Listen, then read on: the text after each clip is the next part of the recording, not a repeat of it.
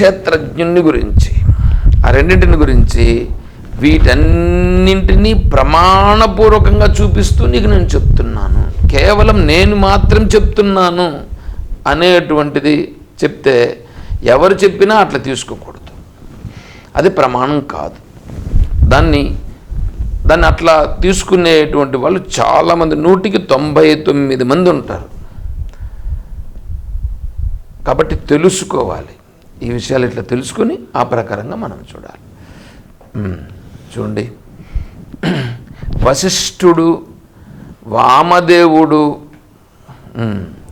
మహర్షులచే అనేక ప్రకారములుగా చెప్పబడినది, నానా ప్రకారములకు వేదమంత్రములచే వివేకపూర్వకముగా ప్రతిపాదించబడినది, యుక్తియుక్తములైనట్టు నిశ్చితమగు జ్ఞానమును కలిగిస్తూ పరబ్రహ్మను సూచించే వాక్యములు అనే పదములచే బ్రహ్మను పొందించే సాధనములచే అనగా బ్రహ్మసూత్రములు వీటిచే క్షేత్రజ్ఞముల తత్వము ప్రతిపాదించబడినది. అంటే వీటన్నింటితో కలిపి చెప్పినటువంటి, అంటే వీటన్నింటిలో కూడా చూపించిన దాన్నే ఇప్పుడు చెప్తున్నాను. వశిష్ఠుడు, వామదేవుడు మొదలైన మహర్షులచే అనేక ప్రకారములుగా గానము చేయబడినది అంటే చెప్పబడినది. అంటే వశిష్ఠ మహర్షి యోగ వాసిష్టం చెప్పి ఉన్నారు ఆల్రెడీ. ఇంకా వామదేవుడు వేదములో వేళ్ళు లెక్క పెట్టినారన్నమాట. బ్రహ్మజ్ఞానులు ఎవరుండారో చెప్పాలి అనేట్లుగా ఉపనిషత్తుల్లో. మొదటిది వామదేవుడు, తర్వాత జనకుడు, తర్వాత ఇంక వేలు రాలేదంట. ఎవరిదాని పేరు చెప్తే కదా వేలు కౌంట్ చేసేదానికి. అంటే వామదేవుడు అనేటువంటి మహాత్ముడు, మహర్షి, వారి పేరు వచ్చింది. తర్వాత జనకుడు, వీళ్ళిద్దరి పేర్లు వచ్చినాయి. మిగతా వాళ్ళ పేర్లు ఎవరు రాలేదు. అంటే వేర్లు ఇంక వంగలేదు ఉపనిషత్తుల్లో. అట్లా ఉందన్నమాట. అంటే అంత స్థాయిలో ఉందన్నమాట బ్రహ్మజ్ఞానం అనేటువంటి విషయం అది. కాబట్టి ఈ వశిష్ఠుడు అంటే వామదేవుని గురించి ఉపనిషత్తుల్లో ఉంది, వశిష్ఠ మహర్షుల వారి గురించి యోగ వాసిష్టం వీటిలో అంతా ఉన్నది. కాబట్టి వాళ్ళు చెప్పినటువంటిది అనేక ప్రకారములుగా గానము చేయబడినది అంటే చెప్పబడినది. ఋగ్వేదము మొదలైన నానా ప్రకారములైన వేదమంత్రములచే వివేకపూర్వకముగా గానము చేయబడినది. అంతేగాక బ్రహ్మసూత్ర పదములచే కూడా, అంటే బ్రహ్మసూత్రములనగా బ్రహ్మను సూచనగా చెప్పే వాక్యములు, వాటిచే బ్రహ్మ పొందబడును అంటే తెలియబడును కనుక అవి పదములనబడును. బ్రహ్మసూత్ర పదైహి అని కదా అన్నారు. బ్రహ్మసూత్ర పదైహి అంటే పదములు. ఇక్కడ పదములు అని అంటే పద్యతే గమ్యతే జ్ఞాయతే బ్రహ్మ ఇది తాని పదాని ఉచ్యంతే. అంటే పద్యతే, గమ్యతే, జ్ఞాయతే అంటే గమ్యము ఏదైతే లక్ష్యమైతే ఉన్నదో ఆ లక్ష్యమును చూపిస్తూ ఆ లక్ష్యము వద్దకు తీసుకువెళ్ళి జ్ఞాయతే తెలుసుకునేటట్లుగా చేసేది. అందువలన వాటికి పదములు అని పేరు. కాబట్టి వీటన్నింటిలో కూడా క్షేత్రాన్ని గురించి, క్షేత్రజ్ఞుని గురించి చెప్పబడింది. క్షేత్రజ్ఞుల యొక్క యథార్థ స్వరూపము గానము చేయబడినది. వీటన్నింటిలో గీతం అనే క్రియాపదము అనువృత్తమగును. అంటే పైన ఋషిభిర్బహుధా గీతం అని కదా అన్నారు. అదే గీతం అనే పదము ఛందస్సులో చెప్పబడిన దానికి వస్తుంది, బ్రహ్మసూత్రాల్లో చెప్పబడిన దానికి కూడా అట్లా వస్తుంది అని చెప్తున్నారు. బ్రహ్మ అనంతమైన సత్యము మరియు జ్ఞానము మొదలైన పరబ్రహ్మ పదముల చే ఆత్మతత్వము నిశ్చయముగా తెలియబడును. ఆ వాక్యములు యుక్తితో కూడి ఉన్నవి. బృహదారణ్యకోపనిషత్తులో ఆత్మేత్యోపాసీత అని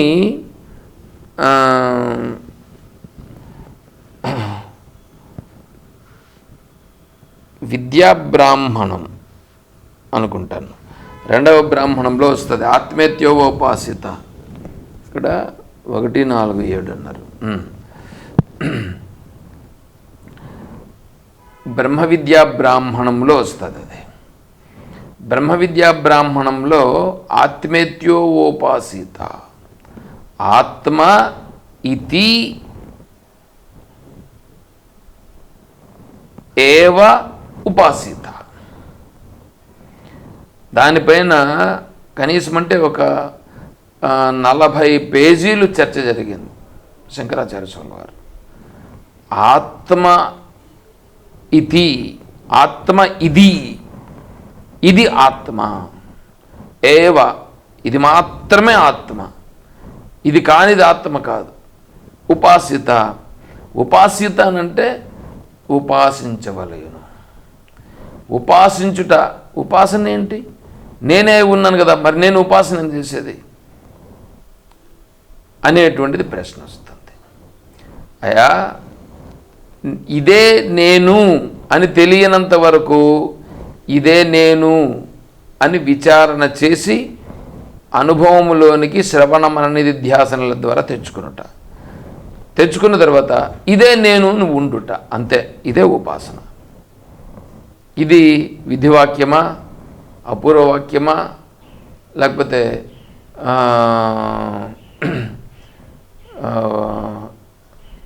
విధి వాక్యము, అపూర్వవాక్యము, ఇంకొకటి ఏదో ఉన్నది.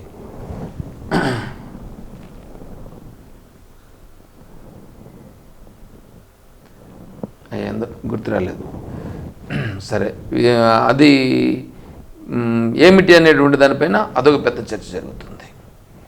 అలా జరిగి దాన్ని ఏమంటున్నానంటే అది విధివాక్యమే, అపూర్వవాక్యము కాదు అని అక్కడ నిరూపిస్తారు. నిరూపించి ఖచ్చితంగా నేనే ఆత్మస్వరూపము, ఇది ఆత్మ అని ఉండుట అంతే. అక్కడ అట్లా చెప్పినారు కాబట్టి దానిని ఇక్కడ అంటే శంకరాచార్య స్వామి వారు ఉదాహరణగా చూపిస్తున్నారు. హేతుమద్భి యుక్తియుక్తై వినిశ్చితై, మరియు ఇటువంటి ఈ హేతువులన్నింటినీ సూచిస్తూ మరియు ఆ వాక్యములు యుక్తితో కూడి ఉన్నవి మరియు వినిశ్చితములు, అంటే అవి సంశయమును కలిగించే రూపము కలవి కావు. సంశయాలన్నింటినీ నివృత్తి చేసేస్తాయి. అక్కడ సంశయములు లేకుండా ఇది ఆత్మ, ఇదే ఆత్మ అని చాలా స్పష్టంగా తెలుస్తుంది. అటువంటి నిశ్చయమైనటువంటి సంశయము లేనటువంటి నిశ్చిత ప్రత్యయ ఉత్పాదకై ఇత్యర్థ. నిశ్చయము చేసి నీకు ప్రత్యయము అంటే ఇదే బ్రహ్మ అని స్పష్టంగా దృఢమయ్యేటట్లుగా చెప్పిన విషయాలను నేను ఇక్కడ ఇప్పుడు మీకు చెప్తున్నాను అని చెప్పి ఇప్పుడు అవి చెప్పడానికి ప్రారంభిస్తున్నాడు. తర్వాత తత్వబోధలో కూడా మనం ఉదయం పూట విచారణ చేసుకుంటున్నాం. అక్కడ కూడా స్థూల సూక్ష్మ కారణదేహ విచారణ ఉంది. దాంట్లో ఇప్పుడు స్థూలదేహ విచారణ చేస్తున్నాం. దాంట్లో ఈరోజు పంచీకరణం గురించి వచ్చింది. అక్కడ పంచీకృత పంచమహాభూతై, తర్వాత వాడి యొక్క విశేష కర్మజన్య సుఖ దుఃఖ భోగాయతనం అస్థి జాయతే వర్ధతే విపరిణమతే అపక్షీయతే వినశ్యతే ఇది దాన్ని ఏమన్నారు, స్థూలదేహం అని వివరించినారు. అంటే అందుకొరకు అక్కడ పంచీకరణము చేయబడిన పంచమహాభూతములతో తయారు చేయబడినది అని చెప్పారు. కాబట్టి పంచీకరణం గురించి నిన్న కొద్దిగా ఈరోజు కూడా కొద్దిగా వివరించడం జరిగింది. అది కూడా మీరు కొద్దిగా వింటే క్షేత్రం గురించి కొద్దిగా మనకు బాగా అర్థమవుతుంది. సరే, ఇప్పుడు ఇక్కడ భగవంతుడు మళ్ళీ ఇప్పుడు 5వ శ్లోకంలోకి వస్తున్నాం. 5వ శ్లోకము స్తుత్యా అభిముఖీభూతాయ అర్జునాయ ఆహా. జ్ఞానము యొక్క స్తుతిచే అభిముఖుడై ఉన్న అర్జునుని కొరకు భగవానుడు ఇట్లా చెప్పుచున్నాడు. అంటే శ్రోత యొక్క మనస్సుని ఎప్పుడైతే ఇది ఇంత గొప్పది అని చెప్పినప్పుడు ఏమవుతుంది, శ్రోత దానిపైన ఎక్కువగా భావన కలిగి బాగా యాక్టివ్ కలిగి దాన్ని తెలుసుకునే ప్రయత్నం చేస్తాడు. అలా అభిముఖుడైనటువంటి అర్జునుడిని అలా కలిగించి ఆ భావన తెప్పించి ఇప్పుడు అర్జునుడికి చెప్తున్నాడు. ఏం చెప్తున్నాడు? క్షేత్రం గురించి వివరిస్తున్నాడు. మహాభూతాన్యహంకారో బుద్ధిరవ్యక్తమేవ చ ఇంద్రియాణి దశైకం చ పంచచేంద్రియ గోచరాః. పంచమహాభూతములు, అహంకారము, బుద్ధి, ఈశ్వరుని మాయాశక్తి, 11 ఇంద్రియములు, ఇంద్రియములచే గ్రహించబడే 5 శబ్దాది విషయములు, ఇవి చెప్పి ఇంకా కంటిన్యూషన్ ఉంది 6వ శ్లోకం. ఇచ్ఛాద్వేష సుఖం దుఃఖం సంఘాతశ్చేతనాధృతి ఏతత్ క్షేత్రం సమాసేన సవికారముదాహృతం. ఇచ్ఛ, ద్వేషము, సుఖము, దుఃఖము, దేహేంద్రియముల సముదాయము, తెలివి, ధృతి, దేహేంద్రియములపై పట్టు అనే ఇయ్యది క్షేత్రము. ఇవంతా కలిపి క్షేత్రము. బుద్ధి అనగా మహత్తత్వము మొదలైన వికారములతో కూడిన ఈ క్షేత్రము సంగ్రహముగా వర్ణించబడినది. ఇది సంగ్రహంగా చెప్పినారు. అంటే శరీరం అంటే ఇది, క్షేత్రం అంటే ఇది అని చెప్పినారు. ఈ క్షేత్రమును గురించి మామూలుగా ఇప్పుడు శరీరాలు కనిపిస్తున్నాయి కదా మనకు, ఈ శరీరాలు అనేటువంటివి ఉన్నవా లేవా? ఎందుకంటే మాయా అనేటువంటిది ఒకదాన్ని ప్రయోగిస్తున్నారు కదా, మాయా అనేది చెప్తున్నారు కదా. కాబట్టి మాయా అనే దానిపైన కూడా విచారణ చేశారు. సరే, అది కూడా వస్తుంది మనకి. అయితే ఇక్కడ ఏంటంటే మనం ఆ స్థాయికి పోవాలంటే ముందు ఇది శరీరము, ఇది శరీరం ఎలా వచ్చింది, ఎక్కడి నుంచి వచ్చింది, అదే కదా చెప్పాడు. యచ్చ యాదృక్ష యద్వికారి యతశ్యత. అది యచ్చ యావచ్చ యద్వికారి యతశ్యత. వీటిని వివరిస్తున్నారు కాబట్టి చాలా స్పష్టంగా చెప్తున్నారు. దీన్ని మనం తెలుసుకోవాలి. దీన్ని తెలుసుకుంటే మనకు బాగా అర్థమవుతుంది. ఇప్పుడు చూడండి, మహాభూతాన్ని, ఈ శరీరం అనేటువంటిది ఎవరిది? మధ్యలో ఒక జడ్జిమెంట్ గురించి ఒకటి చెప్పినాం, జడ్జిమెంట్ కథ. ఏమంటే ఒకతను ఆత్మహత్య సదృశుడై ప్రవర్తమానుడై రైల్వే ట్రాక్ మీద పోయి పడుకున్నాడు. రైల్వే ట్రాక్ మీద పోయి పడుకున్నప్పుడు అందరికీ తెలిసింది కదా, అది కథ తెలిసిందే కదా, మళ్ళీ చెప్పాలని అది ఏమన్నా అవసరమా? వాడిని తీసుకెళ్ళి రైల్వే పోలీసులు కోర్టులో సబ్మిట్ చేస్తే వాడు చచ్చిపోయేదానికి లేదు అని చెప్పి ఒక పక్క వీడి తల్లిదండ్రులు, ఇంకో పక్క వాడి భార్య, ఇంకో పక్క వాని పిల్లలు, ఇంకొక పక్క వాడికి అప్పిచ్చిన వాళ్ళు, ఇంకొక పక్క వాడికి సంబంధించినటువంటి గవర్నమెంట్ ట్యాక్స్ కట్టాల్సిన వాళ్ళు, తర్వాత పంచమహాభూతములు, ఇవన్నీ వచ్చి కోర్టులో ఈ బాడీ నాదయ్యా, వీడు నాదని అంటున్నాడు అని చెప్పి వాళ్ళు అక్కడ కేసు జరుగుతుంది. అంటే దీన్ని శాస్త్రము ఆధ్యాత్మిక జడ్జిమెంట్ అని చెప్పింది. అటువంటి ఆధ్యాత్మిక జడ్జిమెంట్ జరిగితే అక్కడ కోర్టులో జడ్జిమెంట్ వస్తుంది. ఏమని? ఈ శరీరాన్ని ఎంతట నీవు చంపేదానికి లేదు, ఆత్మహత్య చేసుకునేదానికి లేదు. మరేం చేయాలి? ఈ శరీరాన్ని నువ్వు రక్షిస్తూ నువ్వే కాపాడుతూ దీన్ని పెంచాలి అని చెప్పి చెప్తారనమాట జడ్జిమెంట్.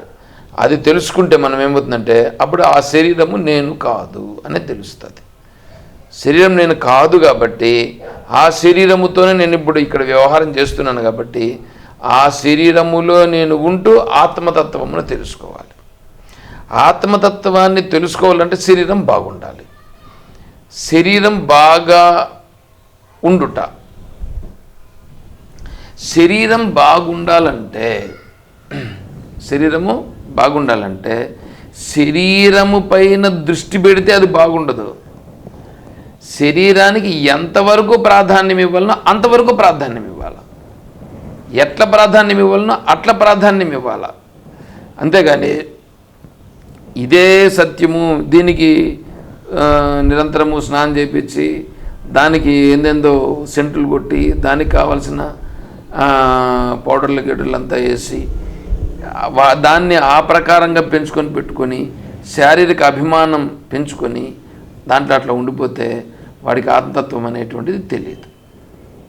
కాబట్టి ఆ శరీరమును ఒక మనం ఉపయోగించుకునేటువంటి ఒక వాహనములాగా దానిని కూడా చూసుకుంటూ ఆత్మతత్వం తెలుసుకునేటంత వరకు ఆ శరీరంతో మనకు అవసరం కాబట్టి ఆ శరీరాన్ని బాగా జాగ్రత్తగా రక్షించి పెట్టుకుంటూ ముందుకెళ్లాల్సి ఉంటుంది.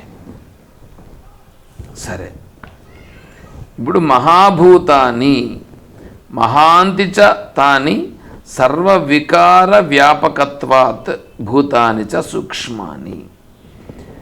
పృథివీ మొదలైన 5 సూక్ష్మభూతములు సకల వికారములను అంటే జగత్తులోని సకల పదార్థములను వ్యాపించి ఉండుట వలన మహాభూతములనబడును. స్థూలభూతములైతే ఇంద్రియములకు గోచరములయ్యే 5 అని చెప్పబడబోతున్నాయి. అంటే మళ్ళీ వెంటనే 6వ శ్లోకంలో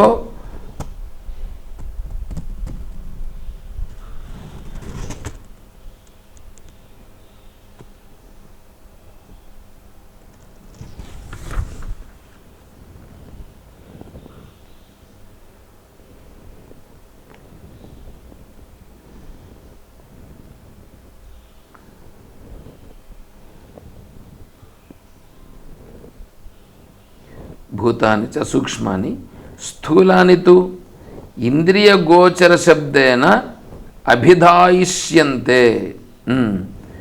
ఇంద్రియాణి దశైకం చ పంచచేంద్రియ గోచరాహ అనే మాట చెప్తున్నాడుగా. పంచచేంద్రియ గోచరాహ అక్కడ వస్తూ ఉంది మహాభూతములు అనేటువంటిది అనేది ఇక్కడ చూపిస్తున్నాడు.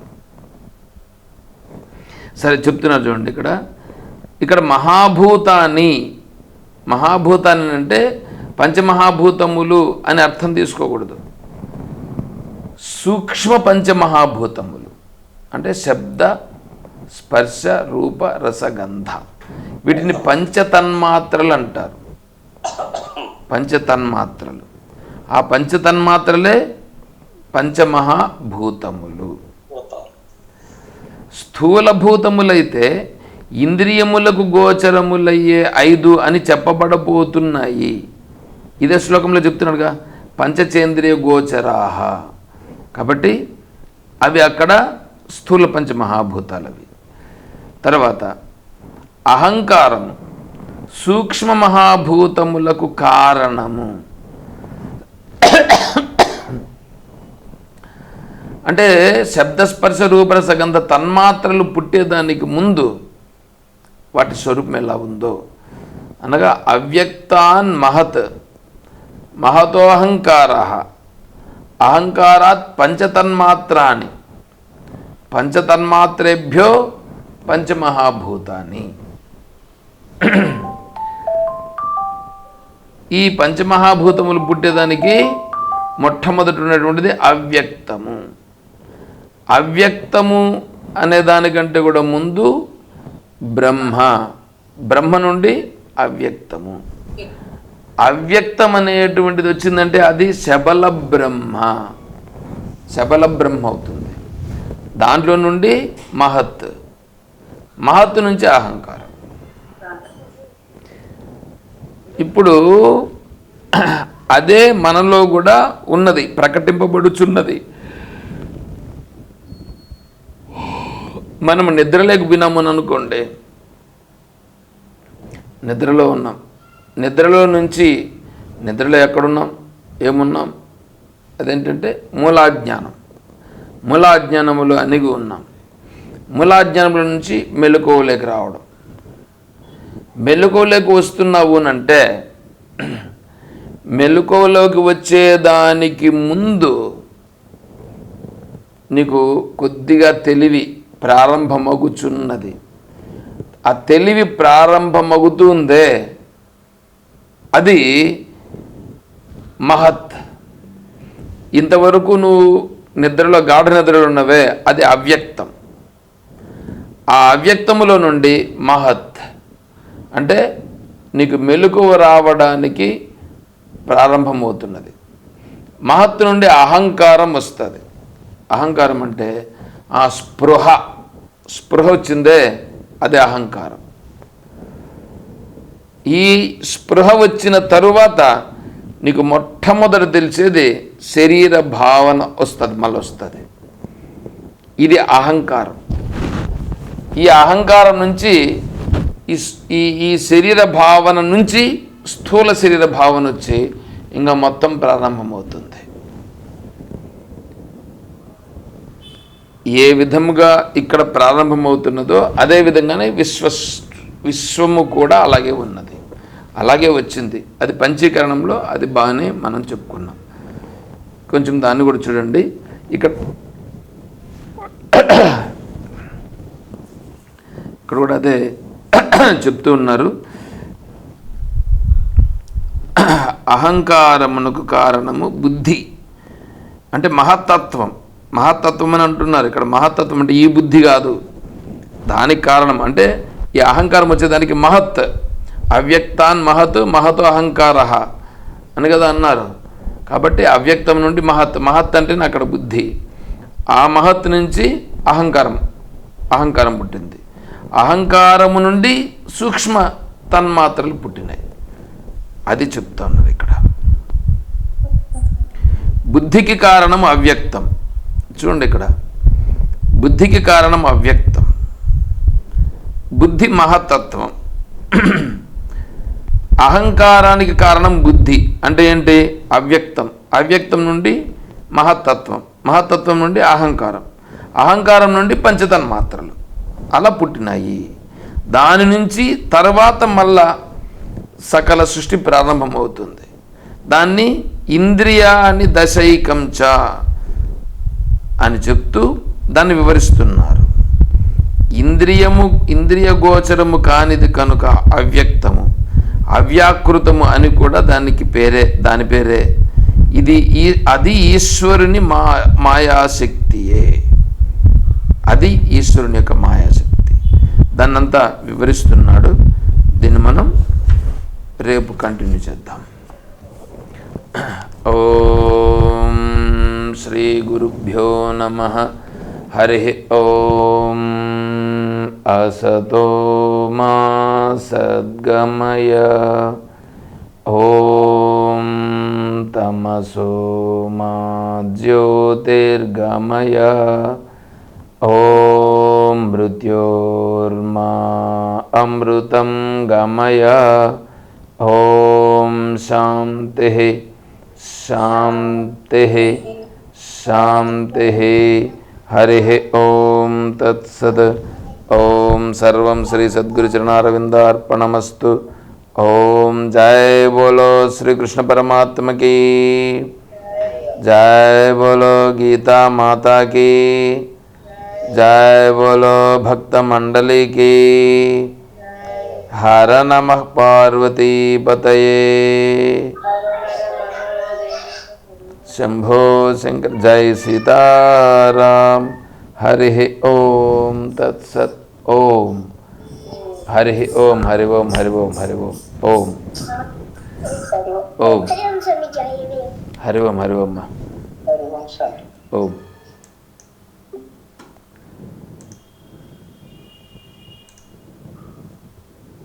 So what do you enter? Then okay. When they say don't enter, you want to enter. If they don't say, then